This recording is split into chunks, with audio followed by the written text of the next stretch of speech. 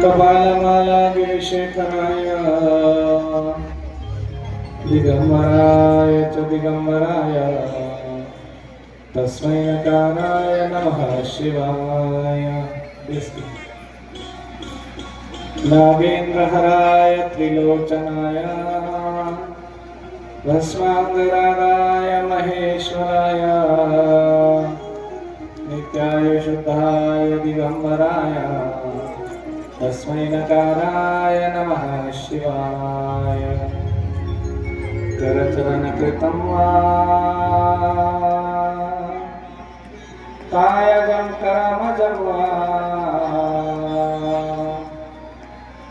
श्रवणजं नयनजं वा मानसं वा करादं मिहितं विहितं वा सर्वमेतत् क्षमस्व। जय जय करुणाब्धे श्री महादेव शंभो।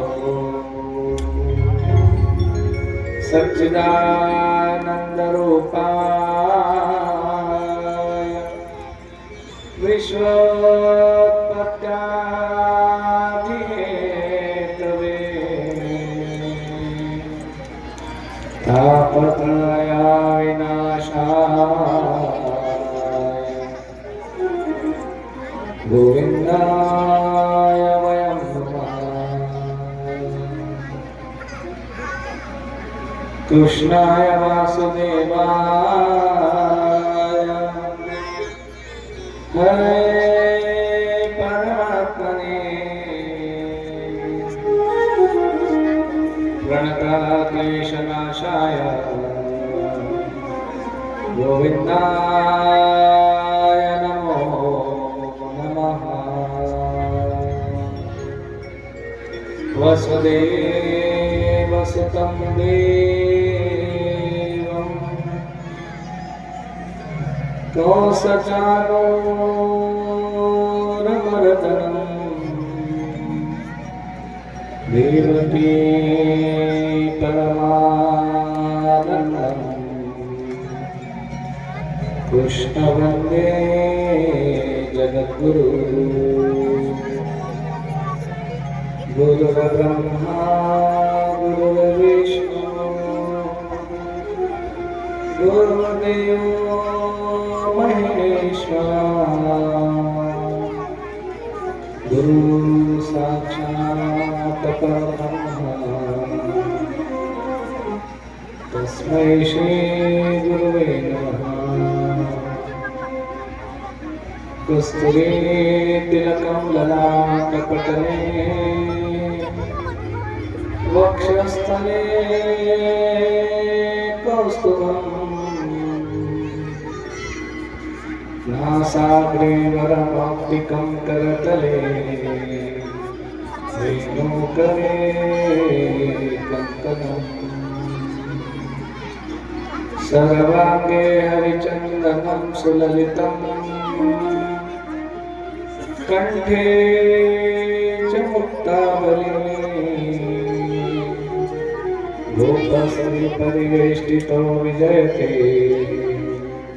गोपालचूडामणि करारविन्देन पदारविन्दं मुखारविन्देन विनिवेशयन्तं कोटरासपत्रास कुटेशयानं बालं मुकुन्दं मनसा स्मरामि सुखावसाने त्विदमेव सारम् दुःखावसाने त्विदमेव गेयम् देहावसाने त्विदमेव गतम् गोविन्द दामोदर माधवेति। माता यशोदा हरिको पुकारे जागो न खोलो द्वारे खड़ी गोप बुला रही है द्वारे खड़ी गोप बुला रही है गोविंद दामोदर माधवेति गोविंद दामोदर माधवेति गोविंद दामोदर माधवेति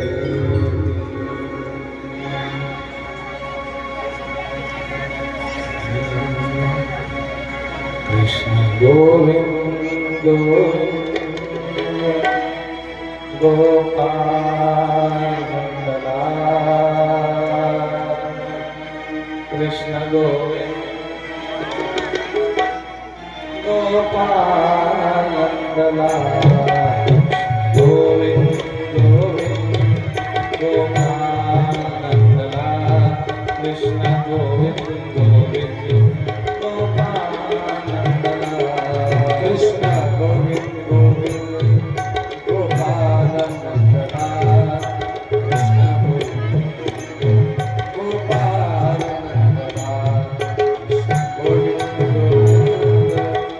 गोपाल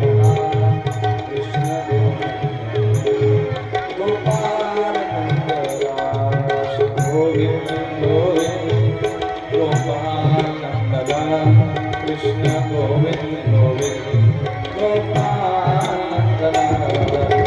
गोविंद गोविंद गोपाल कृष्ण गोविंद गोविंद गोपाल कृष्ण गोविंद गोविंद गोपाल कृष्ण गोविंद गोविंद गोपाल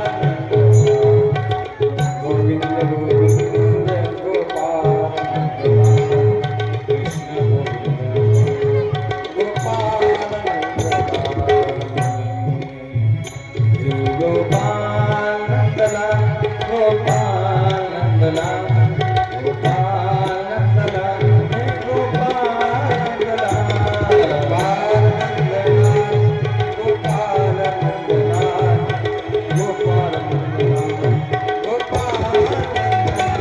गोपाल नंदला गोपाल नंदला गोपाल नंदला हे गोपाल नंदला गोपाल नंदला गोपाल नंदला गोपाल नंदला गोपाल नंदला गोविंद गोविंद गोपाल नंदला कृष्ण गोविंद गोविंद गोपाल नंदला कृष्ण गोविंद गोविंद गोपाल नंदला कृष्ण गोविंद गोविंद गोपाल नंदला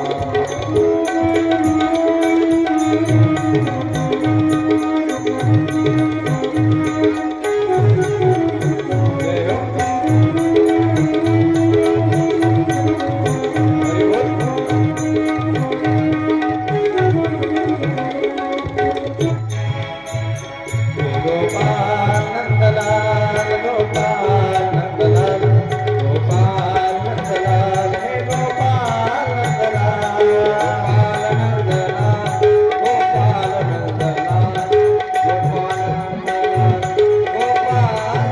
नंदलाल गोपाल नंदलाल गोपाल नंदलाल हे गोपाल नंदलाल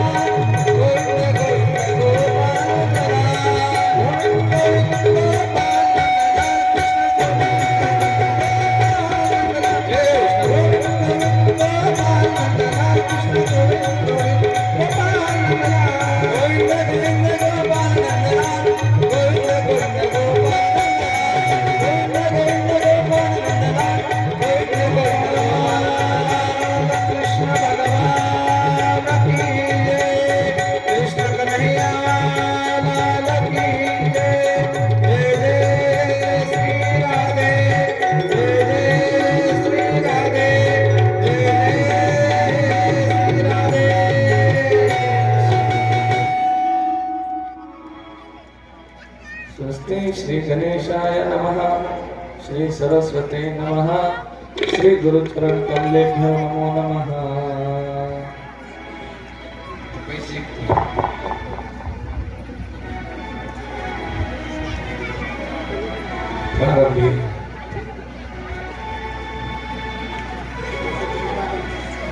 आजच्या या कथेच्या शेवटच्या दिवशी भगवान परमात्म्याच्या नित्यप्रती आशीर्वादामुळे आज आपण सप्ताहाच्या शेवटच्या दिवसापर्यंत येऊन पोहोचलो। आज आपल्या सप्ताहाचा 7वा दिवस, त्यानंतर उद्या आपली मिरवणूक, उद्या आपला काला आणि उद्या शेवटचा महाप्रसाद। अशा पद्धतीने आपल्या सप्ताहाची पूर्तता होईल। पंढरीश पांडुरंग परमात्म्याने आजपर्यंत तुम्हाला आम्हाला तळहाताच्या फोडासारखं जतन केलं। हे वट्यावर बसलेल्या लेकराला खाली उठवलं, खाली बसायचं। भगवंताने तुम्हाला आम्हाला आजपर्यंत तळहाताच्या फोडासारखं जतन केलं, पुढेही तो त्याच पद्धतीने जतन करणार। पण हे सगळं करत असताना मानवाला, मनुष्याला महत्वाच्या असणाऱ्या काही गोष्टींमध्ये एक आहे संत संगती आणि प्रभू परमात्म्याचं नामस्मरण। या दोन गोष्टी मनुष्याच्या कधीही चुकल्या नाही पाहिजे। कारण आज नाम संकीर्तनाच्या रूपाने एक एक सत्कर्म तुम्ही करसाल, भविष्यामध्ये त्याचे खूप चांगले झाड होतील आणि झाडाचे चांगले गोड गोड फळं तुम्हाला खायला भेटतील। आज करता करता त्या ठिकाणी देवाच्या नामापासून दूर झाले आणि दुष्कर्म करायला लागले, तर आज त्या ठिकाणी हे पेरलेले कर्म दुष्कर्म भविष्यामध्ये त्याचे खूप मोठे झाड होतील आणि झाड होता होता त्या झाडाचे काटे पसरतील। मग आम्ही लावलेल्या झाडाचं आम्हाला गोड फळ खायचं आहे का आम्ही लावलेल्या झाडाचे आम्हाला काटे टोचायचे आहेत, हे आम्ही ठरवावं लागतं। हो, परमात्म्यानं तुम्हाला आम्हाला कर्म प्रधान बनवलं। हा जीव, हा मनुष्य कर्म प्रधान आहे। याला सगळी कामं, सगळे कर्म करावे लागतात आणि हे सगळे कर्म करत असताना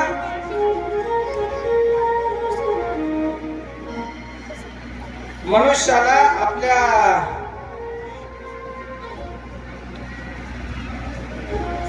सत्कर्मांच्या सहाय्यानेच त्याला करायचं असतं। आणि यत्किंचित दुष्कर्म करसाल, यत्किंचित एखाद्याचं वाईट करसाल, एखाद्याला अपमानित करसाल, एखाद्याचं त्या ठिकाणी ताडण करसाल, एखाद्यावरती अत्याचार करसाल, आज तुमच्यामध्ये ताकद आहे म्हणून तुम्ही भले तुमच्या बळाचा वापर करून घेऊन, मोठेपणाचा वापर करून घेऊन एखाद्यावर अत्याचार करसाल खरं, पण त्या अत्याचाराचं किंबहुना त्या अपमानाचं, त्या अन्यायाचं फळ तुमच्या हिश्श्याला सुद्धा एक दिवस आल्याशिवाय राहणार नाही। म्हणून करतानाच मनुष्यानं असे कर्म करायचे का पुन्हा त्याला विचार करायला लागला नाही पाहिजे, म्हणून कर्म करतानाच विचार करून करा। हो, काय झालंय, सासा सुना दोघी जणी अतिशय प्रेमानं राहायच्या। जगात सासा सुना कुठे प्रेमानं राहत नाही। एखादं नशिबात घर असतं जिथं सगळे प्रेमानं राहतात। मग दोघी प्रेमानं राहायच्या। एके दिवशी नवऱ्यानं दोघीलाही नेलं दुकानामध्ये कपड्याच्या। चला म्हणलं आज आता आपल्याला कपडे घ्यायचे, तर तुम्हाला सगळ्या सणाचे कपडे घेऊन देतो म्हणून नेलं दवाखान्यात। त्या कशा कापड दुकान नेल्याच्या नंतर सासू म्हणली, बाई माझ्या अंगाला हे रंगाची हे डिझाईनची साडी लई चांगली दिसते। सून म्हणली, आई तुमच्यापेक्षा माझ्या अंगावर चांगली दिसते। मग सासू म्हणते नाही मला आवडली, सून म्हणते मला आवडली, सासू म्हणते मला आवडली, सून म्हणते मला आवडली. दोघी जणीची बराच वेळ दुकानातच लागली महाराज. कधीच न भांडून घ्यायच्या एका फाटक्या कपड्यावरून त्या ठिकाणी भांडून घेतल्या. नवऱ्याकडे आल्या दोघी जणी. माय म्हणते ए कार्ट्या तुला कळते का, तुझी बायको मला किती कशी बोलायची एका चिंदुका पाहिजे, तिला सांग पटकन हे चिंदूक मला घ्यायचं. आणि आजपर्यंत सगळा कारभार तुमच्या माईच्या हातात आहे. मी चाबी मागितली नाही, म्हणलोय नाही, कधी नाही, घेणं नाही. आज पहिली बार साडी पसंत आली म्हणलं तर तुमची माई एवढी लई अंगाचा इस्तू करून घ्याली, तिला सांगा म्हणली मला साडी घ्यायची. हो दोघी तिसरा नाता सगळं इसरा. दोघीने आग्रह केला. नवरा म्हणला मायला तरी कसं बस समजून सांगा येईल है की नाही, पण बायकोच्या जर मनासारखं नाही झालं तर संध्याकाळपासून भांडे आपटायला सुरुवात करते. हिनं सुखाची भाकर खाऊ देईना, रुसून बसते, फुगून बसते, बाज धरून बसते.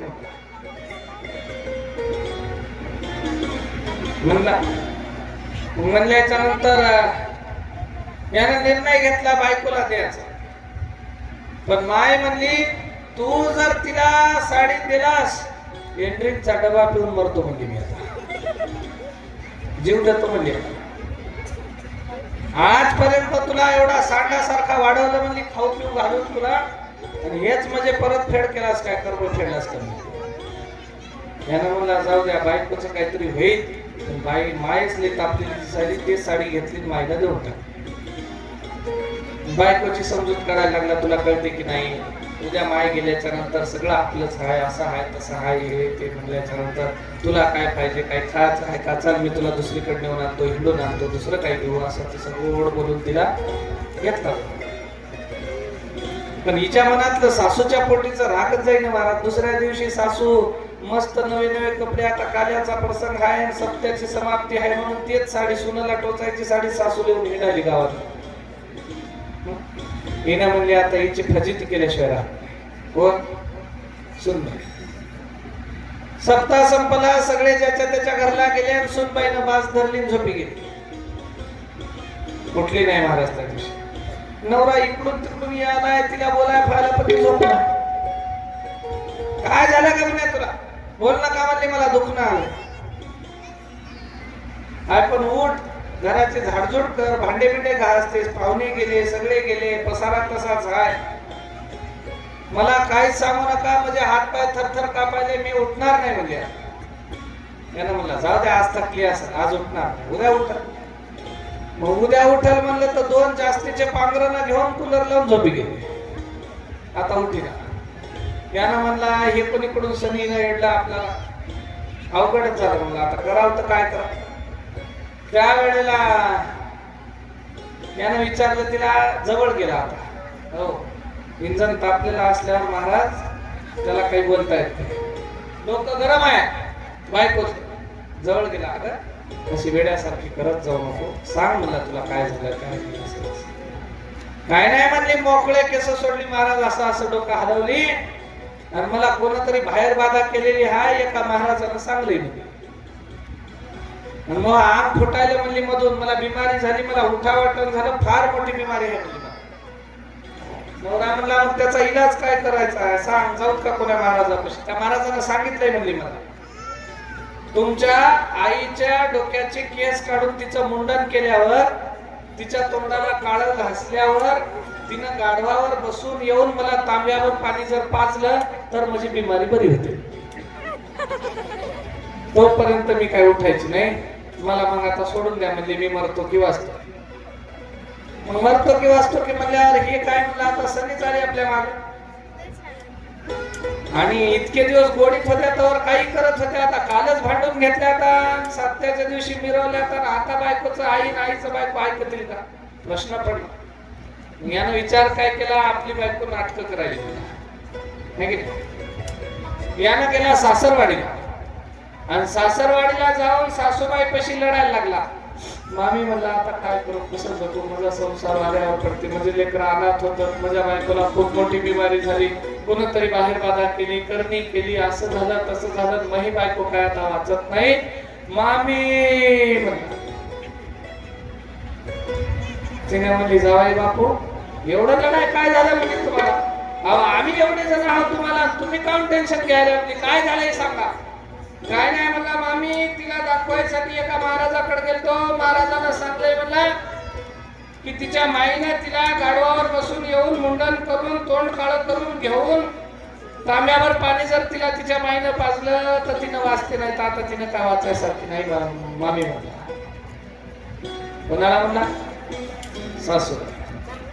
मीना म्हणली जावे बापू काही येणे झाले की खोडे झाले आपले, तुम्ही एवढं लढायला काय झाले म्हणली तुम्हाला?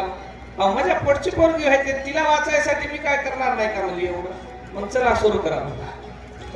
हो अंदा वस्तारा जरा करा सासू भादरली महाराज, जशी काय एखादी म्हैस भादरली सासू.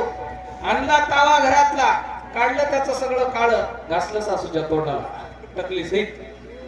हो आणलं सुंदर गाढव करतात हा करायचं हच हच करते गाढव आणलं आणि बसवलं सासूबाईला. आणलं घराकडे गाढवावर बसून, तांब्याभर पाणी दिलं सासूबाईला. बापू तांब्याभर पाणी दिलं सासूबाईच्या हात, काय म्हणतात सासूबाईच्या हातात. आली बिचारी गाढवावर बसून लेकीच्या घरी आली. लेकीच्या घरी आली, लेकीला माहितच नाही कोण होईल. तांब्याभर पाणी आणलं म्हणून लेकीनं पाणी घेतलं पिलं. लेकीला वाटलं माझी सासूच होई गई. आणि लेकीनं नवरा जरासा बाजूला झाला, त्या बाईला म्हणायला लागली आता कशी खोड झिरली की नाही तुझी, तुझी हंडी केलो, तुझ्या डोसक्याला तोंडाला काळं घासून गाढवावर तुझी मिरवणूक काढलो की नाही म्हणली. एका साडीसाठी अडकलीच होती मी, आता झाले की नाही फजिती. तितक्यात नवरा आला, बाई एवढ्या जोरात फजिती करू नको, एकदा तोंड दोन पाय म्हणला. ती होय कोणते होय कोण एकदा पाय म्हणला. आणि पाहिल्याच्या नंतर तोंड धुतलं, कापडानं पुसलं, पाहते तर काय हिचीच मम्मी निघाली. आणि तू कवा आलीस म्हणली. यानं म्हणला तुलाच हुशारी येते का? माझ्या माईचं तोंड काळं करतो म्हणलीस, तुझ्या माईचं तोंड काळं झालं, गाढवावर मिरवणूक निघाली. याच्या पुढे हिशोबानं जर नाही राहिलीस तर अख्ख्या खानदानाचं तोंड काळं करतो मला. माणसासारखं वागायचं, घरात नांदायचं. कधी कधी दुखणं आलं म्हणून नाटकं केले तर सपाटतात महाराज. हे बाजूच्या भोवताला हिंडतात बिचारे कसे बी. चाल मग चाल गाडीवर येतोस की कोणती गाडी बोलू म्हणते, नेतेत आणतेत. येता येता हिला दवाखाना करायचा नसते कचूर महाराज. हिला काही घ्यायचं राहते, होय या चपलीच्या दुकानाला थांबा, होय या स्टेशनरीच्या दुकानाला थांबा. हा सहज चालू. आता चाललोच आणण्याशी आपण तर चला म्हणते या दुकानाला जाऊ त्या दुकानाला जाऊ. आणि एवढं सगळं हिंडलं आपण दिवसभर जर असं खाल्ल्यानं काही जमणार काय, चला पेढे खाऊ घाला म्हणते. ही संसाराची हुशारी आहे, लक्षात ठेवा. प्रपंचाची हुशारी आहे ही. इथल्या इथं कामी येईल कदाचित, कधी एकमेकावरती कुरघोड्या करसाल हरकत नाही, पण ही हुशारी परमार्थामध्ये कामी येत नाही. ही हुशारी न नवऱ्याची, न बायकोची, न लेकरांची, न मायबापाची, कुणाचीच हुशारी या परमार्थामध्ये कामाला येत नाही. या परमार्थात हुशारी त्याचीच कामाला येते ज्यानं संताची संगत धरली. याच्या व्यतिरिक्त ज्यानं संतांची, म्हणून साधू संत म्हणले हे संतन के संग तू लागे तेरी अच्छी बनेगी. संतन के संग तू लागे तेरी अच्छी बनेगी. संतन के संग लागे तेरी अच्छी बनेगी. संतन के संग तू लागे तेरी अच्छी बनेगी. अच्छी बनेगी तेरी बिगड़ी बनेगी. अच्छी बनेगी तेरी बिगड़ी बनेगी. बिगड़ी बनेगी तेरी किस्मत चमकेगी. बिगड़ी बनेगी तेरी किस्मत चमकेगी.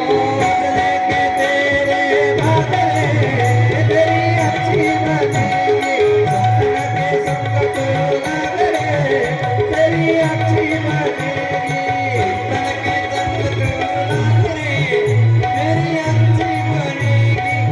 संतन के संग लागे तेरी अच्छी बनेगी.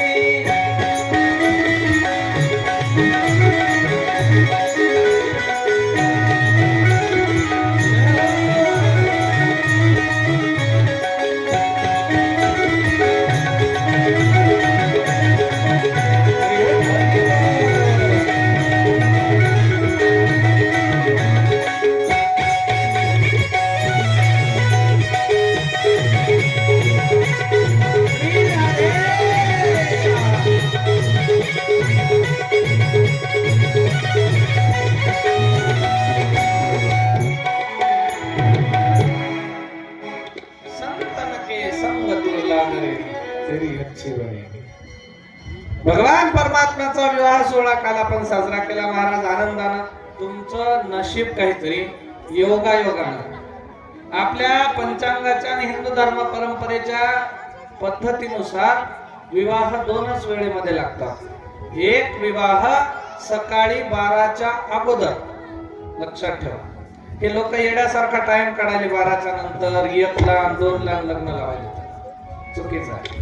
लग्न एक पहिल्या 2 प्रहरांमध्ये, एक सकाळचा 9 पर्यंत, दुसरा सकाळचा 12 पर्यंत. 12च्या अगोदर लग्न लागलं पाहिजे खरं तर, किंबहुना संध्याकाळी 5:30च्या नंतर 7:30 पर्यंत गोरज मुहूर्तावर. हो, गोरज मुहूर्तावर. गोरज मुहूर्त म्हणजे काय माहित आहे का? पूर्वीच्या काळामध्ये सगळ्या शेतकऱ्यांचे गाई वासर रानामध्ये चरायला जायचे आणि रानातून चरून आल्याच्या नंतर दिवस मावळतीच्या वेळेला ते जेव्हा गावामधनं प्रत्येक घरापुढून जायचे, त्या गायींच्या वासरांच्या पायानं धूळ उडायची आणि उडालेली धूळ त्यांच्या पायाची चरणाची धूळ जेव्हा प्रत्येकाच्या अंगणात, घरात, खिडकीनं कशाने घरामध्ये यायची, त्या वेळेला त्या घरामध्ये लक्ष्मी नांदायची आणि चुकीच्या वस्तू घराच्या बाहेर पडून जायच्या. म्हणून गायीच्या पायाची धूळ, गायीच्या पायाचे रज कण हे गोरज मुहूर्तावरती त्या ठिकाणी लग्न लागायचे दिवस मावळतीच्या टाइमला, प्रदोष वेळेला. काल योगायोगानं आपल्या कृष्ण परमात्म्याचं आणि रुक्मिणी मातेचं लग्न सुद्धा 6च्या नंतर लागलं आणि 7च्या अगोदर लागलं. पहिल्या वर्षीची आपली कथा, त्यामध्ये इतक्या योग्य वेळेला कदाचित देवालाच ते मान्य असेल, किंबहुना देवालाच ते काय म्हणतात ते करून घ्यायचं असेल, म्हणून त्यानं रोजच आपल्याला 4च्या नंतर कथा करायला लावली. हो, भगवंताच्या विवाह सोहळ्याचा कार्यक्रम काल पार पडला. रुक्मिणी माता द्वारका नगरीच्या पट्टराणी झाल्या. भगवंताचा प्रपंच सुंदर पद्धतीनं सुरू होता. इकडे भगवान परमात्मा आपले मित्र असणाऱ्या पांडवांकडे येत जात होते. त्यांची कितीक वेळा रक्षण त्या ठिकाणी भगवान परमात्म्याने केलं, त्यांना कितीक वेळा आधार दिला, सगळ्या गोष्टी केल्या. आणि इकडं भगवंताच्या प्रपंचाचा विस्तार एक दिवस होत होता. भगवंताना काय म्हणतात, कानिंदी, मित्रविंद्या, त्यानंतर सत्यभामा, जामवंती, त्याच्यानंतर रुक्मिणी, अशा 8 पत्नी त्या ठिकाणी झाल्या महाराज. किती? 8. आणि शंभरासुराकडे त्या ठिकाणी शंभरासुर नावाचा दैत्य होता. त्यानं 16,100 नारी कैदेमध्ये ठेवून त्यांचं अपहरण करून त्यांना आपल्यापाशी ठेवून घेतलं होतं. या नित्यप्रती देवाची प्रार्थना करायच्या, देवा आम्हाला याच्यातून सोडव, या दैत्याच्या ताब्यातून सोडव, याच्यातून आम्हाला मोकळं कर. हे जेव्हा जेव्हा प्रार्थना करायच्या, भगवान परमात्म्यानं शंभरासुरापासून त्या ठिकाणी त्या काय म्हणतात नारींना सोडवलं. मग त्या 16,100 नारींना सोडवलं. पण त्या म्हणल्या, आता आम्हाला समाजात कोणी घेणार नाही, कारण आम्ही इतके दिवस एका राक्षसाच्या घरी होतो, आमचा स्वीकार कोणी करणार नाही. मग आता आमच्याशी लग्न कोणी करणार नाही, मग आपण आता लग्न करायचं कुणाशी, पती कुणाला मानायचा? तर त्यावेळेला या बायांनी ठरवलं, आपण आता आपला पती या देवालाच मानायचं. म्हणून 16,100 या आणि देवानं लग्न केलेल्या 16,108 नारींचा देव पती त्या ठिकाणी कृष्ण परमात्मा झाले. सुंदर सुंदर पद्धतीने. आता प्रसंग खूप आहेत, पण वेळ आपल्याकडे थोडीशी. जामवंती महाराजांची मुलगी असणारी जामवंती आणि सत्राजिताचा त्या ठिकाणी सत्राजित राजा त्याची मुलगी असणारी सत्यभामा, या 2 आणखी पट्टराण्या झाल्या. मित्रविंद्या, कानिंदी, लक्ष्मणा, भद्रा, अशा 8 पत्नी त्या ठिकाणी कृष्ण परमात्म्याने केल्या. संसार चांगला चालला. आणि त्या दरम्यान कृष्ण परमात्म्याला भेटण्यासाठी एक त्यांचा मित्र आला. त्याचं नाव काय होतं? कृष्णाच्या जिवलग मित्राचं नाव हा सुदामा. सुदामपुरी नावाचं नगर गुजरात प्रांतामध्ये समुद्राच्या किनाऱ्यालगत असलेलं सुदामपुरी नगर. त्या नगराचा एक कर्म दारिद्र्य त्या ठिकाणी 18-20 दारिद्र्य ज्याच्या घरी आहे असा एक ब्राह्मण होता. तो ब्राह्मण कृष्ण परमात्म्याचा मित्र होता. परम श्रद्धेय परम जीवलग असणारा सखा. कृष्णाचं स्वतःपेक्षा जास्त प्रेम त्याच्यावरती होतं. बालपणीचा मित्र होता. ऋषी सांदीपनीच्या आश्रमामध्ये जेव्हा कृष्ण परमात्मा आणि बलराम दादा शिकायला होते त्यावेळेला कृष्णाची मैत्री गुरुकुलामध्ये आपल्या ब्राह्मण असणाऱ्या सुदामा नावाच्या मित्रासोबत झाली. दोघे जण एकमेकाला सोडून कधी राहायचे नाही. दोघे जण एकमेकांवरती जीव ओवाळून टाकायचे आणि सुदामा कृष्णाला फार जीव लावायचा. एके दिवशी गुरुमाईने सांगितलं, बाळा हो, आपल्याला आता गॅस भेटणं झाला. भोकरला गेलं तरी गॅस भेटणं, उमरीला गेलं तरी गॅस भेटणं, नांदेडला गेलं तरी गॅस भेटणं. आता गॅस भेटणं झाला, तुम्ही काय करा म्हणली, जंगलामध्ये जाऊन लाकडं तोडून आणा, आता चूल पेटवावं लागते. नाही सांदीपनी ऋषींची पत्नी गुरुमाईने सांगितलं, जा म्हणली जंगलामध्ये लाकडं तोडून आणा, आपल्याला आश्रमामध्ये स्वयंपाक पाण्याला लागतात. त्यावेळेला सुदामजी महाराज कृष्ण परमात्मा निघाले.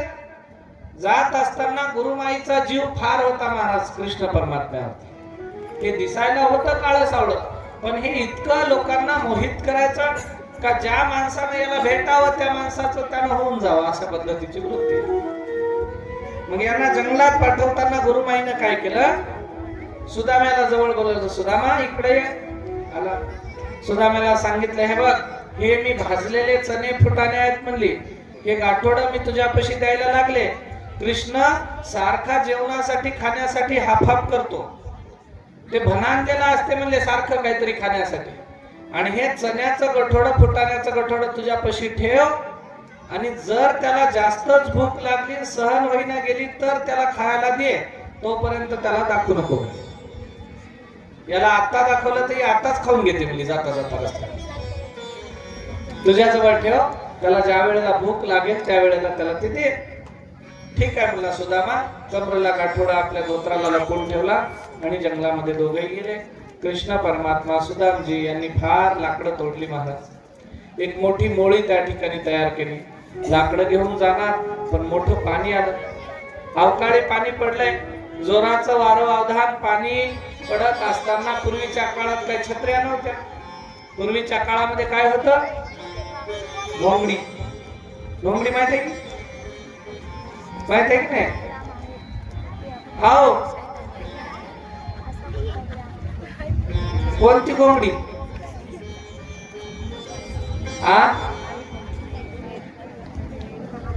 हॅलो, मी बोलायला, मी कोण? शेवंता. बोल की तेवढा ना कोण शिरकायला. घोंगडी माहिती आहे की नाही? ते पोत गुंडाळून उरफाट पोत करून करायची तशा घोंगड्या होत्या. पण ती घोंगडी सुद्धा यांनी नेलेली नव्हती. पाणी पडायला लागलं म्हणून एका गर्द पाला असलेल्या झाडावरती जाऊन बसले दोघे जण. गर्द पाला असलेल्या, पानं दाट असलेल्या झाडावरती बसले. कृष्णदेव खाली आहेत, कृष्णदेव वर आहेत आणि सुदामजी एका फांदीवरती खाली त्या ठिकाणी दडून बसला. दोघ जण दोन फांद्यावरती. कृष्णाला आता थंडी वाजायला लागली. आणि तुम्हाला माहित आहे पावसाळ्यामध्ये शेताकडले सगळे काम झालेले राहतात. पावसाळ्यात रपरप बाहेर पाणी पडायलेलं राहावं आणि दादा घरीच बसलेला राहावं. हळूच बायकोला बोलवते, आहे लई घेऊ वाजायला, जराशी गरम गरम भजी खिचडी करतो. म्हणतेच नाही घरचे. आता भाचे म्हणतात, महाराज गाड्या घेतली की सर सर भोकरला हॉटेलला जाऊन खायला येते, नाही खिचडी भजे खावा वाटतात.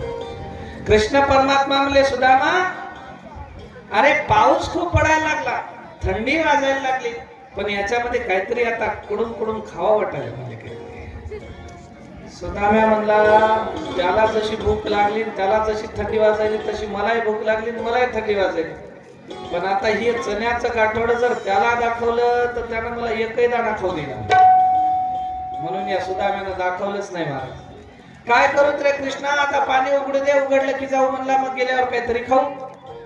सुदामा देव म्हणले गुरुमाईनं काय द्यायला लागत होता आपल्या संग बांधून, त्यानं म्हणला काय करावं, आता दिलं नाही त्याला आपण तरी काय करणार.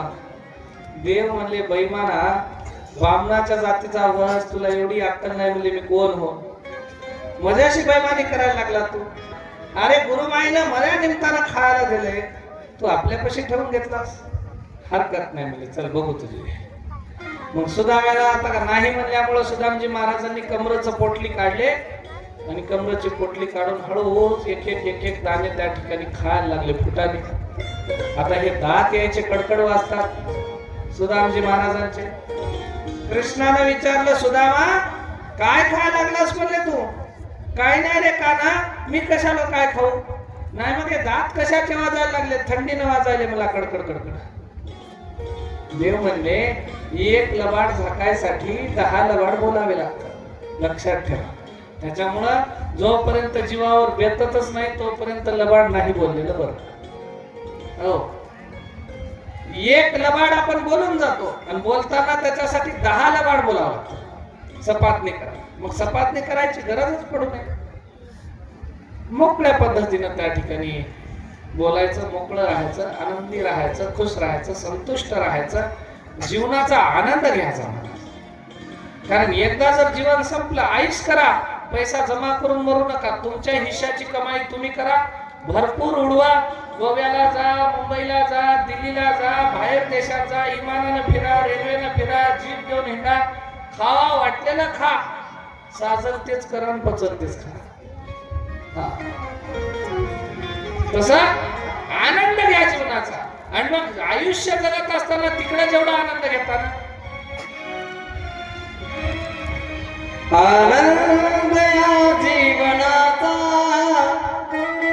सुगंधा परिदर गळा, आनंद या जीवनाचा सुगंधा परिदर गळा.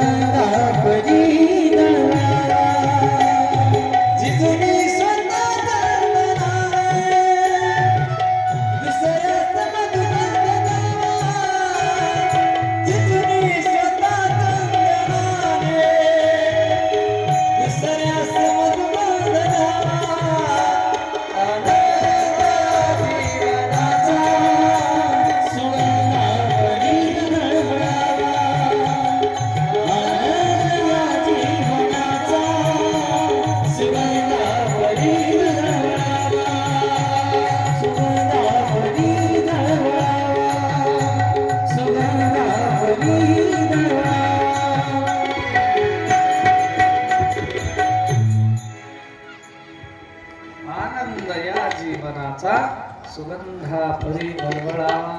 महाराज म्हणले, सुदामजी महाराज खातात चणे आणि कडकड कडकड दात वाजायले म्हणून सांगतात. सगळेच्या सगळे चणे फुटाने सुदाम्यानं खाल्ले. देव म्हणले, सुदाम्या याची शिक्षा तुला भोगावं लागेल. अरे मैत्रीमध्ये कधी खोटेपणा चालत नाही. मैत्रीमध्ये कधीही लबाडी चालत नाही. मैत्रीमध्ये कधीही महाराज म्हणले मनुष्यानं आपला व्यक्तिगत स्वार्थ आणू नये. का? कारण मैत्री ही या जगातलं फार श्रेष्ठ नातं आहे. दुःख अडवायला उंबऱ्यासारखा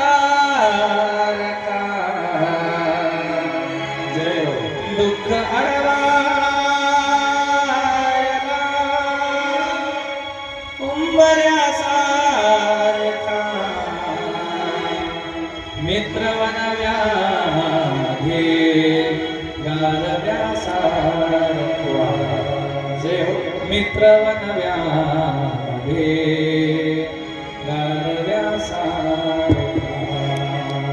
वाट चुकणार नाही जीवनभर तुझी. वाट चुकणार नाही जीवनभर तुझी. एक तू मित्र कर आरशासारखा मित्र वनव्याध्ये गारव्यासारखा. मित्र वनव्यामध्ये गारव्यासारखा. त्रास नो जिंदगी चालताना पुन्हा. त्रास नो जिंदगी चालताना पुन्हा. बस घडा मैत्री वाचण्यासारखा मित्र बनव्यामध्ये गारव्यासारखा. दुःख अडवायला उंबऱ्यासारखा मित्र बनव्यामध्ये गारव्यासारखा.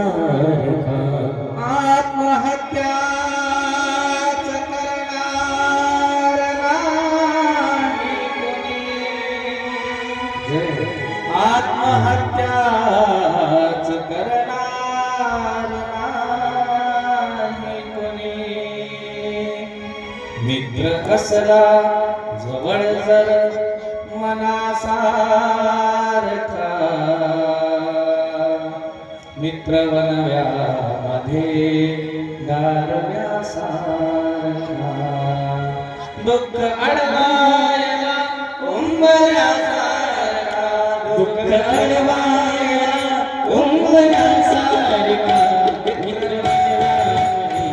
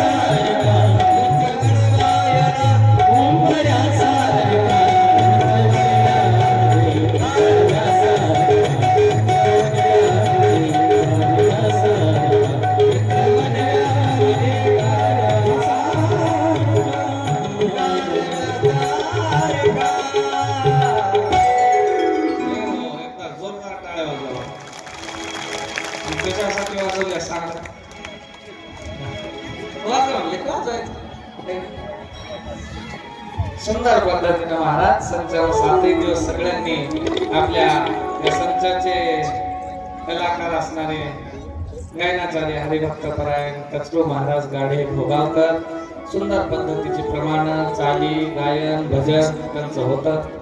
त्यानंतर ऑर्गन वरती असलेले हरिभक्तपरायण रामेश्वर महाराज निगनूरकर, त्यानंतर तबल्यावरती असलेले हरिभक्तपरायण ईश्वर महाराज सावरगावकर, त्यानंतर आमच्या सोबत असलेले आमचे चोळाखनगरीचे जावाई आमचे माळकरी मारुतराव महाराज शिंदकर, आणि सिस्टीमचं तर काय कौतुक करावं महाराज. लाडक्या लेकरांनी फार सुंदर त्या ठिकाणी सिस्टीम 7 दिवस लावली. सिस्टीम सर्वांसाठी एकदा टाळ्या जोरदार होत्या. चांगल्या चांगल्या सत्याच्या ठिकाणी एवढी व्यवस्थित त्या ठिकाणी जाडजोड लागत नाही. फक्त थोडासा वेळ आपला मागो पुढे झाला कथेचा मला माहिती आहे, पण तो माझा दुसरीकडे वेळ असल्यामुळं ठरवून पण मी सांगून दिलं तिथल्या लोकांना, पुढच्या वर्षी मी तुमच्याकडे येणार नाही. आम्हाला पोमनाळा ठरलेला आहे, आम्हाला पोमनाळ्याला जावं लागते. त्याच्यामुळे या वर्षी त्यांची कथा आपण केली आणि त्यांना सांगून दिले की पुढच्या वर्षी आम्ही तुमच्याकडे येणार नाही. स्पष्ट सांगून देऊन आलो. त्याच्यामुळं पुढच्या वर्षी आपण व्यवस्थित वेळेवरती संपूर्ण भागवत कथा 1 ते 4 किंवा 12 ते 3 किंवा 2 ते 5 या आपल्या मनासारख्या वेळेमध्ये आपल्याला भरपूर ऐकता येते. या वर्षी थोडस कधी 2 तास, कधी 2.5 तास, कधी 2 तास, कधी 2.5 तास अशी 3 तास पूर्ण कथा आपल्याला घेता आली नाही. पुढच्या वर्षी निश्चित पद्धतीनं राहिलेलं भागवत आणखी समजून घेऊया. सुदामजी महाराजांचा प्रसंग सुरू होता. कृष्ण परमात्म्यानं सांगितलं, अरे मैत्रीमध्ये एवढं करायचं असतं. मित्र नावाचे शरीर जरी 2 असले तरी आत्मा एक असतो. फक्त मित्र हा आपला दुसरा भाऊच असतो, पण तो दुसऱ्या आईच्या पोटी जन्मलेला असतो, पण तो भावापेक्षा कमी नसतो. महाराज मित्रानं एवढी बेईमानी करू नये कृष्णाला वाटलं. जेव्हा दोघेही गुरुकुलातनं बाद झाले, निघून गेले, त्याच्यानंतर कृष्ण परमात्मा निघून गेले उत्तर प्रदेशला, मथुरेला, आणि हा सुदामजी निघून गेला गुजरातला. दोघांची त्या ठिकाणी विभागणी झाली आणि दोघेही 2 नगराला निघून गेल्याच्या नंतर फार दिवसांनी कृष्ण परमात्मा जेव्हा द्वारकेला आले, आता गुजरातमध्ये देवानं राज्य स्थापन केलं. द्वारकेला जेव्हा आले तेव्हा या सुदाम्याची पत्नी होती, तिचं नाव होतं सुशीला. है की नाही? मुरमुरे भिजून करतात ते सुशीला. आणि भिजवलेल्या मुरमुऱ्याची सुशीला ही सुदामजीची बायको होती. त्या सुदामजीच्या बायकोनं सुशीलेनं सांगितलं, मला अहो लेकरं जेव्हा दूध पितो म्हणले तर त्याला पीठ टाकून पाणी टाकून कालून द्यावं लागते. आपल्या इथं दूध नाही आणि लेकराला खायला 2 टाइम वेळेवर भेटत नाही. द्वारकेचा राजा कृष्ण तुमचा मित्र आहे म्हणा, त्याच्या इथं जाऊन या की तुम्ही लहानपणापासून मला लग्न झालं तसं सांगता कृष्ण तुमचा मित्र आहे, कृष्ण तुमचा मित्र आहे. काय करा म्हणजे एवढी बार तुम्ही त्याच्या घरला जा आणि त्याला काहीतरी मागून आणा म्हणजे मैत्रीमध्ये. सुदामजी म्हणला, बाई माझ्या अंगावर 17 ठिगळं असलेलं धोतर आहे, मला 17 नीट नाही, अंगावर एक गमछा टाकून मी राहतो. तो द्वारकेचा राजा आहे, सोन्याच्या सिंहासनावरती बसतो, सोन्याचं नगर आहे त्याचं, आणि मी त्याच्यापाशी गेल्याच्या नंतर ते मला ओळख देईल काय म्हणला. त्यावेळेला म्हणजे सुशीला गुरुकुलामध्ये सोबत होते, काहीच नाही दिलं तो काही दिवसाचं धान्य तरी देईल, काहीतरी मदत करील, जा म्हणली तुम्ही येता. जा म्हणल्याच्या नंतर सुदामजी निघाला.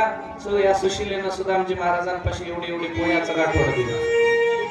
मळक्या कपड्यामध्ये 2-3 मुठी पोहे बांधले आणि सांगितलं, भरल्या घरामध्ये रिकाम्या हाताने जायचं नसते. त्याला 8-8 बायका होता, 16,100 मानलेल्या बायका होता, आणि एवढा मोठा परिवार त्याच्या घरी जाताना रिकाम्या हाताने जाऊ नका म्हणली. हे पोह्याचं गठोडं तुमच्या कमराला ठेवा, घेऊन जा. निघाले महाराज. निघाला, सुदामपुरी ओलांडली आणि परमात्मा श्रीकृष्णाला भेटण्यासाठी द्वारका नगरीच्या सीमेमध्ये प्रवेश केला. रस्त्यानं काठी कुठे जंगलानं तुडवे रस्त्यानं त्या ठिकाणी पायाला चले श्याम सुंदर से मिलने सुदामा, चले श्याम सुंदर से मिलने सुदामा, चले श्याम सुंदर से मिलने सुदामा, चले श्याम सुंदर से मिलने सुदामा.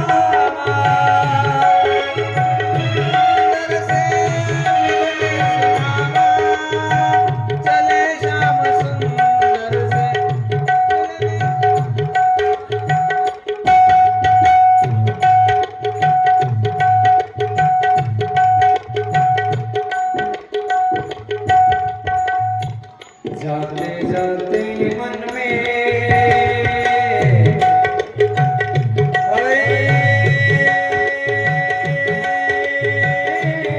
कृष्ण रामा,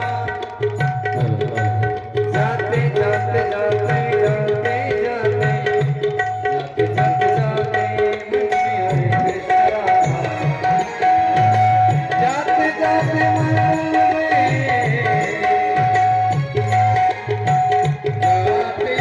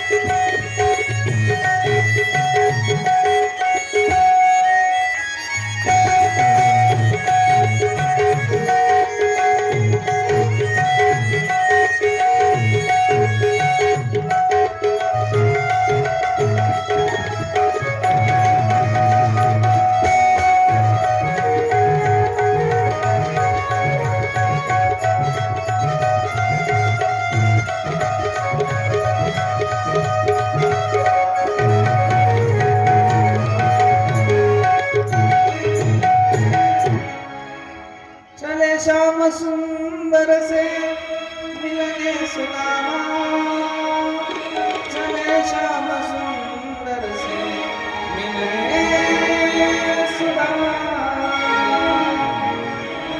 महाराज म्हणजे सुदामजी महाराज श्याम सुंदर श्री कृष्ण परमात्म्याला भेटण्यासाठी निघालेले आहेत. निघाले महाराज अनुमानित पाहणं या द्वारका नगरीच्या परिसीमेमध्ये आले. कृष्ण परमात्म्याच्या महालाच्या दिशेनं चालायला लागले. चालत असताना महालाच्या द्वारावरती काही शिपायांनी या सुदामजी महाराजांना अडून धरले. दोन शिपाई द्वारपाळ, त्या द्वारपाळांनी विचारलं, रे कुठं चाललास म्हणले. त्यांनी सांगितलं, मी कृष्णाला भेटायला चाललो. देखो देखो ये गरीबी, देखो देखो ये गरीबी, ये गरीबी कहाँ. कृष्ण के दर पे विश्वास लेके आया. मेरे बचपन का यार है मेरा शाम. यही सोच कर मैं आस लेके आया.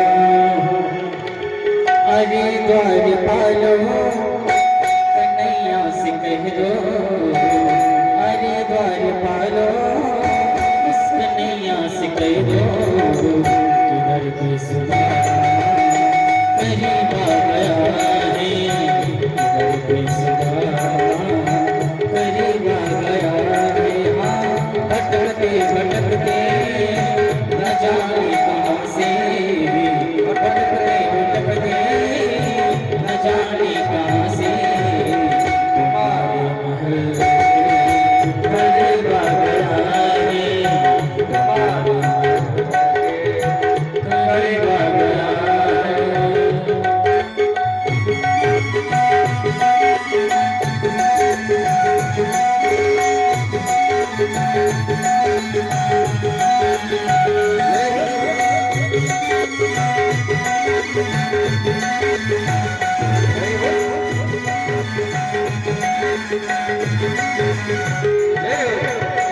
न सर पे है पगड़ी, न तन पे है सामा. बता दो कन्हैया को नाम है सुदामा. बता दो कन्हैया से नाम है सुदामा. बता दो कन्हैया से नाम है सुदामा. न सर पे है पगड़ी, न तन पे है सामा. बता दो कन्हैया को नाम है सुदामा. न सर पे है पगड़ी, न तन पे है सामा. बता दो कन्हैया को नाम है सुदामा.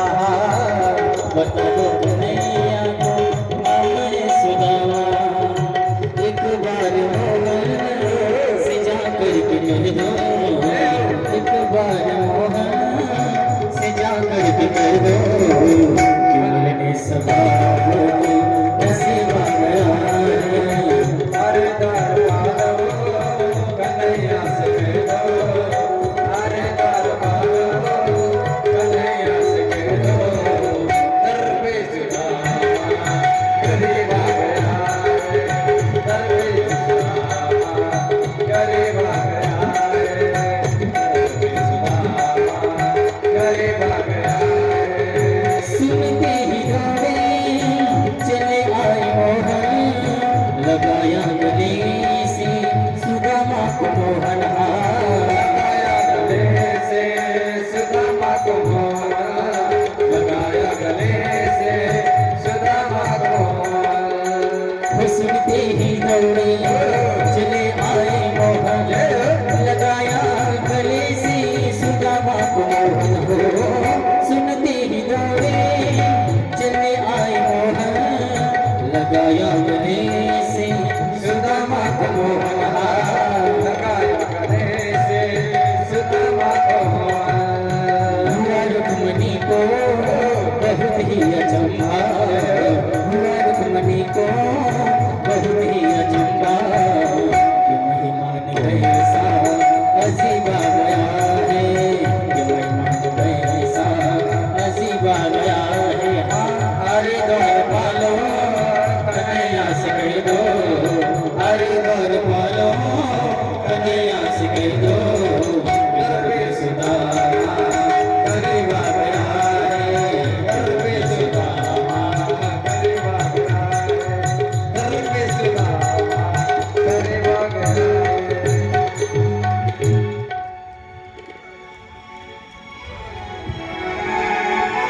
अरे द्वारपालो कन्हैया से कह दो कि दर पे सुदामा गरीब आ गया है।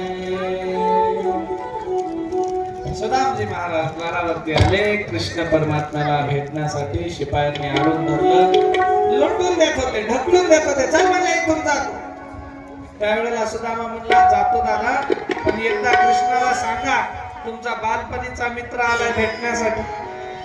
भेटायला आला म्हणून सांगा म्हटल्याच्या नंतर सुदामजी महाराजांना लोटून देत असताना एक शिपाई म्हणला, अरे थांब, एकदा मालकाला जाऊन विचारून येऊ दे. आणि म्हणून एक शिपाई धावत पळतच महाराजांकडे आला, कृष्ण परमात्म्याकडे आला. राजाला कृष्णाला विचारला, मालक, अहो कोणीतरी एक पागल असल्यासारखा एखादा ब्राह्मण आहे, दरिद्री ब्राह्मण आहे, अंगावर फाटके मळके कपडे आहेत, पायाला रक्ताळलेले डाग आहेत, काटे कुठे तुडवीत आलेला कोणीतरी पागल आहे, आणि तो पागल तुम्हाला बालपणीचा मित्र म्हणतोय, तुम्हाला भेटायचा हट्ट धरून बसला. कृष्णाला सांगितलं, अरे आपल्या ब्राह्मणांना आणि साधू संतांना कधी दरवाजा रिकामा नाही, त्यांचा सत्कार करा, त्यांना बक्षीस द्या, काय लागते ते दान धर्म करा. नाही नाही म्हणला महाराज, त्याला दान लागत नाही, दक्षिणा नाही, ते फक्त तुम्हालाच भेटायचं आहे. देव म्हणले, आता भेटायला मी इथं विश्रांतीला बसलो नेमकंच, आणि आता कुठला दरबार नाही, काही नाही, कसं भेटणं होईल. त्याला जाऊन सांगा माझं ना आता भेटणं होणार नाही, पुन्हा कधीतरी भेटूया. मग हे शिपाई जात असताना म्हणला, ठीक आहे देवा. देवाने विचारलं, काय नाव काय म्हणले त्याचं. त्यानं सांगितलं, सुदामा. अरे सुदामा, मग तू आता सांगायला लागला का म्हणले मला सुदामा आहे म्हणून. अरे तो ब्राह्मण कशाचा, पागल कशाचा, तो तर माझा जीव आहे, प्राण आहे म्हणले माझा. बिना चपलीचेच महालाच्या बाहेर, डोक्यावर मुकुट नाही, अंगावरचे वस्त्र त्या ठिकाणी उपवस्त्र, उपरनं गळत गळत देव त्या ठिकाणी धावतच पळत निघाले महाराज. गेल्याच्या नंतर द्वारावरती पाहतात, दरिद्री असणारा बळकट स्वरूपाचा त्या ठिकाणी ब्राह्मण दिसला. तो इतरांना, पण कृष्णाला दिसला आपला बालपणीचा मित्र. गेले ताड कणगळायला लागले, सुदामा, अरे सुदामा, माझ्यासाठी भेटण्यासाठी आला इथपर्यंत, माझा मित्र आहे आणि माझा बालपणीचा सखा आहे, फार दुष्ट आहेस म्हणले तू. मला द्वारकेला येऊन किती वर्ष झाले आणि तू मला आज भेटायला आलास. अरे इतक्या कठोर काळजाचा तू कसा झालास म्हणले. सुदामा म्हणला, देवा तू राजा, मी ब्राह्मण, गरीब आहे, भिक्षुक आहे, आणि माझी तुझी जोड लागल न लागल, तू ओळख देशील ना देशील म्हणून आजपर्यंत घाबरलो म्हणला. पण सुशीली मागच लागली होती म्हणून तिच्या म्हणण्याला खरं करण्यासाठी कसं बसं आलो म्हणला. देव म्हणला, अरे इथं कशाला बोलत बसतो, चाल. आतमध्ये घेऊन गेले कृष्ण परमात्मा. सुदामाला घरात नेताना सुदामा लाजायला लागला, महाराज कपडे मळके आहेत, अंगावर ठिकळा आहेत, काय करा. देवानं आतमध्ये नेलं. रुक्मिणी माता पाहायला लागली, कोण्या भिकाऱ्याला देव घेऊन आले. एवढ्या सोन्यासारख्या महालामध्ये हे दरिद्री त्या ठिकाणी दिसायला लागले, याला कसं काय आणलंय. त्यावेळेला रुक्मिणी मातेला देवाला विचारण्याच्या अगोदर आश्चर्य झालं महाराज. आणि रुक्मिणीला देव सांगायला लागले, रुक्मिणी हा माझा बालपणीचा मित्र सुदामा. त्याला आपल्या सिंहासनावरती बसवायला लागले. तो म्हटला, देवा मी याच्यावर बसू शकत नाही. अरे याच्यावर नाही, तू माझ्या काळजाच्या सिंहासनावर आहेस, बस म्हणले याच्यावरती. देवानं बसवलं. एक परात त्या ठिकाणी काठवड आणली महाराज. सोन्याच्या परातीमध्ये सोन्याच्या त्या ठिकाणी गडव्यानं पाणी अशा पद्धतीचं घेऊन पाय धुणार. देव म्हणले, तांब्यातल्या पाण्यानं धुत नाही. देवानं सुदाम्याचे पाय धरले आणि आपल्या डोळ्यातल्या आसवांनी त्याचे पाय धुतले. कृष्णानं सुदामा पाय ओढून घेऊ लागला. देव म्हणला, अरे स्वर्गात जे सुख, वैकुंठात जे सुख आजपर्यंत भेटलं नाही, ते तुझ्यासारख्या मित्राच्या पायापाशी मला सुख भेटलं. माझ्यापासून हे सुख हिरावून घेऊ नको सुदामा, तू माझा जीवला नाही. देवाने त्याचे पाय धुतले. रुक्मिणीला किळस वाटायला लागला. देवाने त्याला सत्कार केला, पाद्यपूजन केलं, आणि सगळं केल्याच्या नंतर देवाने विचारलं, काय रे काना, काय रे सुदामा, घरामध्ये कोण कोण आहे. त्यानं सांगितलं, सुशीला आहे, 2 लेकरं आहेत, प्रपंच चांगला चालतो, भिक्षुकी करतो, 2 टाइम मिळालेली भिक्षा, त्याच्यावरती घर चालतं. मग वहिनीनं मला काहीतरी दिलं असेल की रे म्हणलं. त्यानं म्हणला, सोन्याच्या महालामध्ये मळकटल्या चिंकातले पोहे मी याला दाखवू कशी, म्हणून असं लपून ठेवायला लागला. नाही नाही म्हणे, काहीच दिलं नाही, मी काय आणणार आहे, आज भिक्षाच भेटली नाही, काही घेऊनच आलो नाही. कृष्ण म्हणले, तू लहानपणापासून बैमानी करत आस, पहिले माझ्या हिश्श्याचे चणे लपू लपू खाल्लास म्हणले तू, आता वहिनीनं काहीतरी दिलं असेल, तू दाखवणं झालास, बघू दे म्हणून देवानं इकडून इकडून त्या ठिकाणी चौकशी केली. कमरला एवढं पोह्याचं गठोडं निघालं. देवानं हिसकावून घेतलं. आज म्हणले, पहिलेही चोरून खायची सवय होती तुझी, ब्राह्मण हास पण चोर हास म्हणले तू. आणि आजही माझ्याकडून चोरून खावा म्हणायला सुशीला वहिनीनं मला दिलेला आहे. देवानं गाठोडा काढला, याच्यातली एक मूठ, दोन मूठ, तीन मुठी त्या ठिकाणी पोहे खाल्ले. कोरड्या पोह्यांच्या बुकण्या देव मारायला लागला आणि स्वर्गाचं सुख त्या सुशीलेला आणि त्या यशोदामेच्या घरच्याला दिलं महाराज देवानं. इथपर्यंतचा उदार देव आहे, पण त्याच्यासाठी त्याला काहीतरी द्यावं लागतं. देवाला काहीतरी द्यावं लागतं. आणि काहीतरी काय, त्याला भाव द्यावा, त्याच्यावरती प्रेम करावं लागतं, त्याच्याशी नातं प्रेमाचं सख्यत्वाचं जोडावं लागतं. तेव्हा भगवान परमात्मा तुम्हाला आम्हाला सर्व काही देऊ शकतो, अन्यथा काही भेटणार नाही. आयुष्यभर त्या ठिकाणी प्रेम करा देवाच्या नावावरती, आयुष्यभर ईश्वराच्या नावावरती प्रेम करा, त्याच्याशिवाय तुम्हाला कोणी नाही. हे अशा पद्धतीचे उदात्त चरित्र सुखमुनी महाराजांनी परीक्षित राजाला सांगितले. 7 दिवसाचं चरित्र आहे. अवधूत आणि यदूचा, भगवान दत्तात्रय महाराजाचा आणि यदू राजाचा प्रसंग येतो या भागवतामध्ये. दत्त महाराज अवधूत वेश धारण करून बसले होते आणि यदू राजा त्या ठिकाणावरती आला.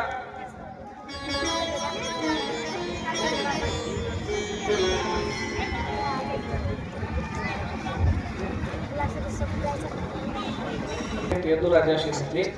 यदू राजाला 24 गुरूंचा उपदेश दत्तात्रय महाराजांनी दिला. भगवान परमात्म्याला कशा कशा पद्धतीने दत्तात्रय महाराजांनी गुरु केले. हे पृथ्वी, हे आकाश, हे वायू, हे अग्नी, हे चंद्र, हे सूर्य, ही सगळी धरती, भगवान दत्तात्रय महाराजांनी 24 गुरु कसे केले यदू राजाला सांगितलं आणि यदू राजाला उपदेश दिला. हा भागवतामधला दत्त महाराजांच्या भेटीचा प्रसंगही येतो. एकदा दत्त महाराजांचं छान भजन करूया. आपल्या कथेच्या शेवटाकडे वळून सर्वांनी सुंदर टाळांसहित भजन करायचं आहे. देवा दत्ता, देवा दत्ता, देवा दत्ता, देवा दत्ता,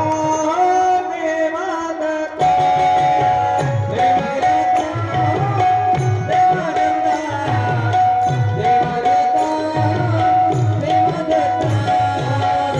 देवा दत्ता, देवा दत्ता, देवा दत्ता,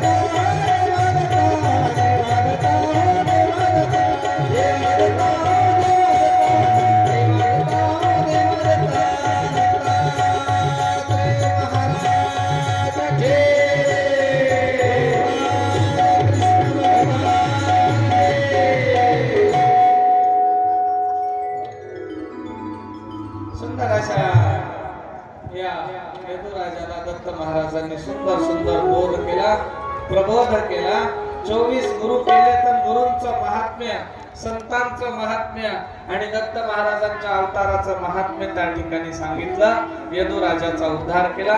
बरेचसे प्रसंग त्या ठिकाणी या शुकमुनी महाराजांनी परीक्षितीला सांगितले. परीक्षितीला 7 दिवस त्या ठिकाणी कथा ऐकली. त्याचा जीव जीवनमुक्त झाला. महाराज जीवनमुक्त झाला. आता शुकमुनी महाराज म्हणले, परीक्षिता आता तुझ्या 7 दिवसांची भरती झाली. आता चिंता करू नको. तू योग मार्गाने आपला प्राण त्या ठिकाणी निवृत्त करून टाक. शरीर ठेव. तक्षकाला त्या ठिकाणी आज्ञा आहे ऋषीची की तुझ्या शरीराला दंश करायचा. परीक्षितीचा पूर्ण कथा सांगून उद्धार करून शुकमुनी महाराज निघून गेले. त्याला आशीर्वाद दिला आणि या परीक्षितीनं त्या ठिकाणी पूर्ण ज्ञान ऐकलं. 7 दिवसांपासून ऐकून त्याचा जीवनाचा उद्धार झाला. इकडे जेव्हा या द्वारिका नगरीचे यादव 56 कोटी यादवांनी एकमेकांना हाणामारी करून त्या ठिकाणी मारून टाकलं.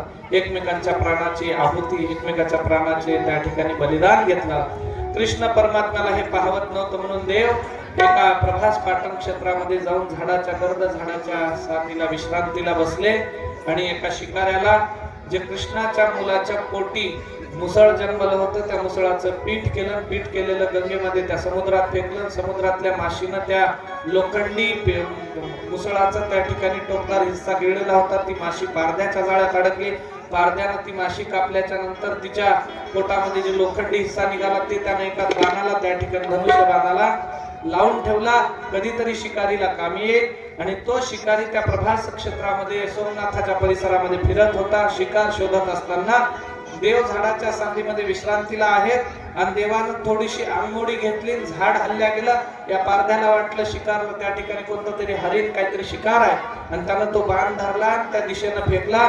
तो बाण येऊन देवाच्या पायाच्या अंगठ्यामध्ये लागला आणि देवानं आपलं शरीर इथंच ठेवून परलोक गमन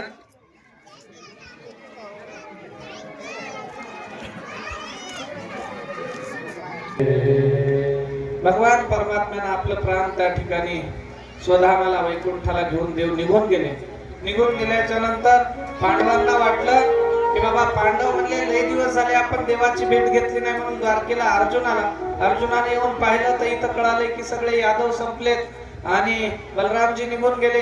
भगवान परमात्मा निघून गेले. आता इथं देवच राहिला नाही. आपण काय करावं म्हणून पांडवांनी आपलं राज्य राजा परीक्षितीला दिलं. पांडव हिमालयातून स्वर्गारोहण केले. स्वर्गाला निघून गेले. त्याच परीक्षितीनं ऋषीचा अपमान केल्या कारणानं 7 दिवसाचं आयुष्य त्याला लाभलं होतं. त्या 7 दिवसाच्या आयुष्यामध्ये त्या 7 दिवसाच्या वेळेमध्ये या परीक्षितीनं शुकमुनी महाराजांना शरण जाऊन 7 दिवसाची कथा विचारली. कथा विचारल्याच्या नंतर जीवनाची व्यथा हरवली. व्यथा संपली. त्यानं योग मार्गाने आपला प्राण केव्हाच निवृत्त केला. शरीर त्या ठिकाणावरती ठेवलं. तक्षक नावाचा नाग आला. त्यानं त्या शरीराला दंश केला आणि दंश केल्याच्या नंतर ते शरीर जळून भस्मसात झालं. इकडं या परीक्षितीचा उद्धारही झाला. तिकडं शृंगी ऋषींनी दिलेल्या शापाचं त्या ठिकाणी पूर्तता झाली आणि या ठिकाणावरनं जिथं देवच नाही आणि जिथं कथा संपली तिथं तुमच्या आमच्या सारख्याचा आता जास्त काही वेळ घेणं काही ठीक नाही. म्हणून या कथेला याच ठिकाणावरती आज आपण त्या ठिकाणी विश्रांती देऊ. पुढच्या वर्षी सुंदर सुंदर कथा आपल्याला श्रवण करायची असल्या कारणानं ही कथा इथं समाप्त झाली नाही. या कथेला फक्त विश्रांती रूपी सांगता त्या ठिकाणी आपण करत आहोत. मागील 7 दिवसांपासून आपण सर्वजण मायबाप मंडळी ही कथा श्रवण करत आहात.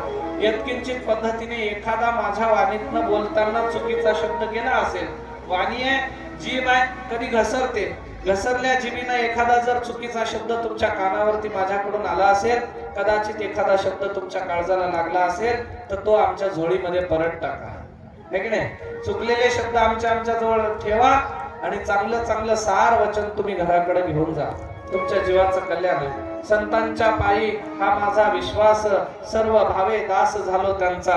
एखाद्या साधूला बोलून संन्याशाला बोलून आपल्या इथं आपण सप्ताहाची कथा सुरुवात करायची ही तुमची उदात्त भावना होती आणि उदात्त भावनेनं काही मंडळी आपली सगळी कमिटी त्या ठिकाणी आले. काही मंडळी त्या ठिकाणावरती आल्याच्या नंतर चोळाखा संस्थानला येऊन त्यांनी मला तारीख ठरवली, सप्ताहाचं नियोजन सांगितलं. तरी मी थोडस वेळेअभावी मागं पुढं बरंचसं झालं, त्यामुळं तुम्हाला जर थोडीशी काही परेशानी झाली असेल, कदाचित जास्त वेळ बसावा लागला असेल, तर त्या गोष्टीला आपण पुढच्या वर्षी दुरुस्त करण्याचा प्रयत्न करूया. सुंदर पद्धतीने ही संतांची कथा आहे, ही भक्तांसाठीची कथा आहे, ही भगवंताची कथा आहे, ही हरीची कथा आहे. ही हरी कथा तुमच्या चरणावरती त्या ठिकाणी ठेवत असताना उत्कृष्ट पद्धतीनं संत सेवा प्रतिष्ठानच्या माध्यमातून आमचे राजेश पाटील मोरे छावा प्रदेशाध्यक्ष यांच्या या YouTube चॅनलसाठी सर्वांनी संत सेवा प्रतिष्ठान मराठी YouTube चॅनलला सर्वांनी फॉलो करायचं. त्याच्यावरती जाऊन त्याला सबस्क्राईब करा, त्याला ते काय म्हणतात घंटी दाबा, त्याचं त्या ठिकाणी मेंबर आपले वाढवायचे. दुसरी गोष्ट, त्यानं सगळी कथा 7 दिवसाची रेकॉर्ड केली आणि पूर्ण कथा मोबाईल वरती आहे, सर्वजण कधीही पाहू शकता. त्यानंतर आमचे गायनाचार्य कचरू महाराज, त्यानंतर माळकरी आमचे मारुतराव, त्याच्यानंतर आमचे रामेश्वर महाराज, त्याच्यानंतर ईश्वर महाराज, त्यानंतर सिस्टीमवाले आमचे संतोष आणि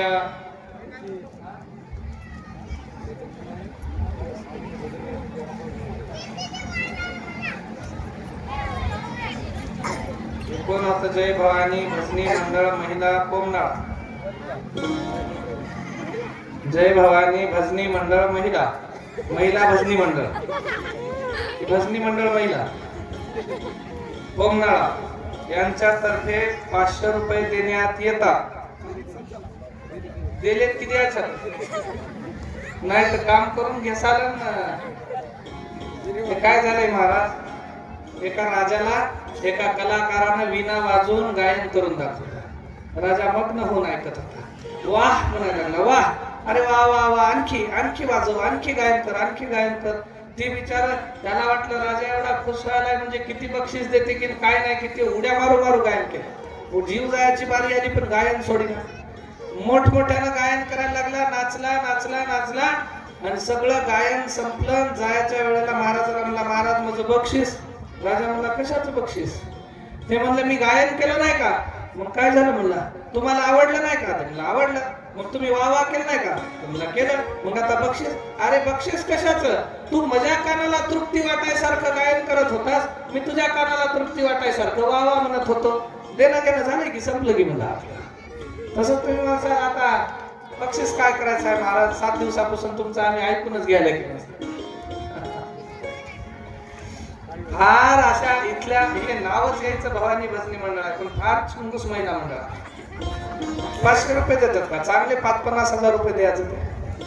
हा, सुंदर पद्धतीनं मोठ्या मनानं या महिला मंडळींनी गायकांना 500 रुपये दिले. काही शिफारस काय आहे का? फरमाईश काय?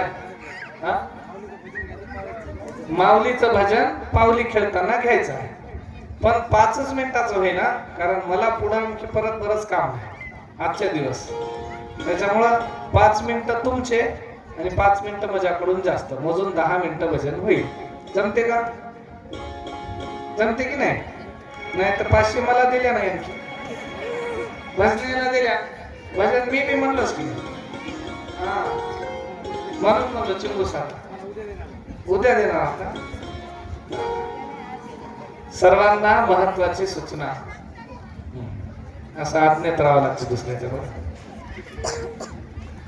सर्वांना महत्वाची सूचना, उद्या सकाळी काकडा झाल्याच्या नंतर आपल्या गावातली मिरवणूक होईल. सर्वांनी काकडा झाला 6 वाजता की 6 ते 6:30 पर्यंत अंगणामध्ये रांगोळी टाकून ठेवायची. सडा समार्जन पाणी शिपडून ठेवा. त्याच्यानंतर हे जे ग्रंथ आहेत, 7 दिवस जे लोक या कथेमध्ये येऊ शकले नाहीत त्यांच्या दारापर्यंत हा ग्रंथ जातो. कृष्ण परमात्मा वीणा, टाळकरी, गायक, वादक, बँड, बाजा, घोड, काय रथ, काय पालखी, काय आहे ते सगळं घेऊन आपल्याला पूर्ण गावाची नगर प्रदक्षिणा करायची. सकाळी 6 ते 9 या दरम्यान आपली नगर प्रदक्षिणा होऊन जाईल. उद्याचे कार्यक्रम सगळे वेळेवरच होतील. 6 ते 9 नगर प्रदक्षिणा, 9 ते 11 काल्याचं कीर्तन, 11च्या नंतर 12 वाजेपर्यंत सर्वांचे सत्कार आणि 12 वाजता तुम्ही मोकळे जेवण करायला, आम्ही मोकळे कार्यक्रमाला जा. त्याच्यामुळे सर्वांनी वेळेवरती सकाळी 4:30 वाजता उठा. 5 वाजता इथं काकड्याला या. 6 वाजता मिरवणुकीला प्रारंभ, 9 वाजता मिरवणूक संपून काल्याला प्रारंभ. आणि 11 वाजता काला आपल्याला साजरा करायचा आहे. लक्षात ठेवा, पहिला सप्ताह आहे आपला कळसाच्या नंतरचा. कथेचा पहिला सप्ताह आहे. काला आपला 12 वाजायच्या अगोदर संपला पाहिजे. काला साजरा करणं 12 पर्यंत सगळं आपलं आटोपलं का आपण सुंदर पद्धतीने त्या ठिकाणी सप्ताहाची सांगता करूया. महिलांची शिफारस आहे, माऊलीचं भजन पावलीवरती घ्यायचं आहे. घेऊया निश्चित पद्धतीनं. तुम्ही नाही जरी 500 रुपये दिले असते तरी भजन घेत होते आम्ही तुमच्यासाठी. असं काही नाही, तुम्ही आमचे मायबापा महाराज, त्याच्यामुळे 500 काही भरती होत नाही. दिले तर जास्त देऊ शकता. त्याचा ग्रुप वेगळा निघून पावल्या खेळणार आहे. असं हा. आरती झाल्याच्या नंतर जेवणही तयार आहे. जेवण की फराळ? जेवण फराळ सगळंच तयार आहे. पोटभर खा, समाधान कीर्तन ऐका, समाधान कथा ऐका. पण खरोखरच महाराज तुमचं सगळ्या नगरवासियांचं, गावाचं, अख्ख्या गावाचं कौतुक करावं तेवढं कमी आहे. भगवान श्री कृष्ण परमात्मा, पांडुरंग परमात्मा, भगवान दत्तात्रय महाराज, भगवान शिवशंकर, हनुमंतराया, प्रभू रामचंद्र, सर्व देवी दैवतांचा तुमच्या गावावरती उदंड आशीर्वाद राहावा. आणि हे जे झाड तुम्ही आता लावलंय, हे झाड कधीतरी एखाद्या वटवृक्षामध्ये परिवर्तित व्हावं, अशा पद्धतीची शुभाशीर्वाद तुम्हाला देऊन आजच्या या कथेची सांगता या ठिकाणावरती करतो. गोपाल कृष्ण भगवान की जय भवानी. महिला मंडळांनी एकीकडे व्हायचंय. आपण आपला ग्रुप बनवून पावल्या खेळा. बाकीच्या महिला मंडळ आपणही आपापले ग्रुप बनवून पावल्या खेळू शकता. 10 मिनिटाच्या पावल्या होतील, त्यानंतर आरती होईल. सर्वांनी उभं राहायचं.